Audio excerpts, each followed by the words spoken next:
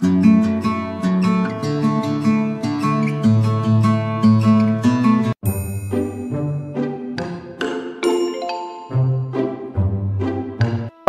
bisita na taga-gobyerno, mataas posisyon, mayor, congressman, senador, special dapat, di bodyguard dyan. Pagka mga janitor lang, nanlilimos, security guard, o mababang uri ng pamumuhay na meron sila, bahala ka sa buhay mo. Hindi po maganda yan. Kung sino raw ang nauna, siya ang tama.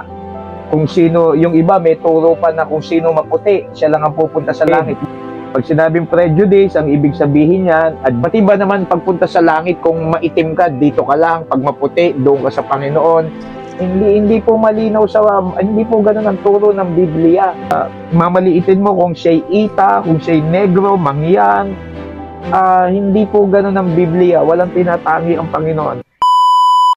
Magandang araw po sa inyong lahat. Nagbabalik ang inyong lingkod. At sa oras na ito, tayo magbahagi muli ng konting kaalaman at gabay sa ating pang-araw-araw na buhay. Pamagatan po natin ang ating talakayan sa ilang minuto lang na pinamagatang Say No to Prejudice.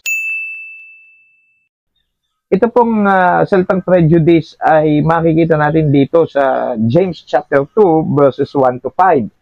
So kung wala akong time na basahin yung hanggang 5 talata, i-check nyo na lang po. James 2, 1 to 5. May kinalaman po ang salitang prejudice sa pagtatangi. Yung sabi ng verse 1, huwag magtatangi sa mga tao. Yan ang nakalagay sa verse 1 sa last phrase. Tapos nakalagay sa verse 2, sapagkat kung may pumapasok sa inyong sinagoga ang isang tao na may singsing na ginto at may magandang kasuotan at may pumapasok namang isang dukha na may damit na hamak, at inyong itangi ang may suot na damit na maganda at inyong sabihin, maupo ka rito sa dakong mabuti, at sa dukha ay inyong sabihin, tumayo ka riyan at maupo ka sa ibaba ng aking tungtungan. Yan po, prejudice na yan mga kapatid.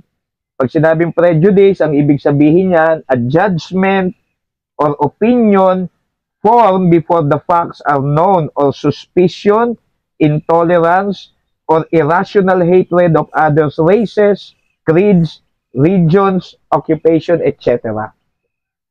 So mabigat po yung may tinatangi. Ang Panginoon ay hindi naman nagtatangi. At marami pong klase ng pagtatangi, mga minamahal.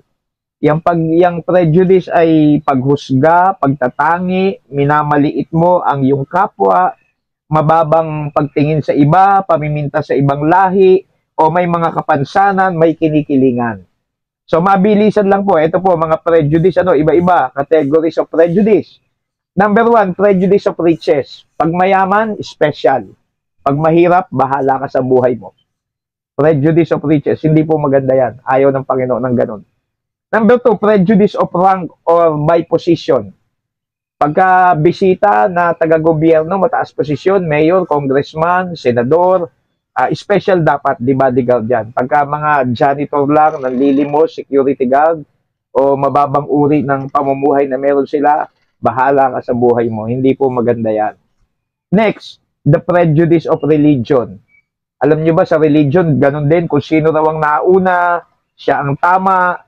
Kung sino, yung iba may turo pa na kung sino maputi, siya lang ang pupunta sa langit. Buti na lang, maputi ako, paano naman yung hindi maputi? So, mabigat po yan, yung prejudice. Pati ba naman pagpunta sa langit, kung maitim ka, dito ka lang, pag maputi, doon ka sa Panginoon. Hindi po malinaw hindi po ganun ang turo ng Biblia. So, prejudice of riches, prejudice of rank, prejudice of religion, tapos may prejudice of race. Yan, nangyayari yan. Mamaliitin mo kung siya'y Ita, kung siya'y negro, mangyan. Hindi po ganun ang Biblia. Walang tinatangi ang Panginoon. And last, the prejudice of unacceptance. Alam niyo yung unacceptance, yung bang nagkamali ka lang ng isa, ay i-down ka na totally at wala na yung mga ginawa mong maganda. So, mahirap po. Sabi dito sa aking notes, the world is full of good people. If you can find one, be one. Maraming mabubuting tao naman na nabubuhay sa mundong ito at hindi naman ganyan. Pero kung wala kang makita, magsimula na sa'yo. At magko-close po ako dito sa kataga na to. The problem is sin, not skin. And the answer is grace, not race. So, limited po ang aking time. Marami pa akong pwedeng sabihin regarding dito sa prejudice. Pero ito po ang gawin nating decision sa ating puso. Say no to prejudice. Hindi tayo dapat magtangi kung paanong minahal tayo lahat ng Panginoon, tinanggap tayo lahat ng Panginoon, ganun din ang gawin natin sa ating kapwa. Kaya nga, loving people loving God, loving people, serving God, serving people. So muli, check nyo yung James 2:1-5 pag bulay-bulayan nyo. Magandang araw po sa lahat. Sign off na po ako, ang inyong lingkod, ang Peking Kano.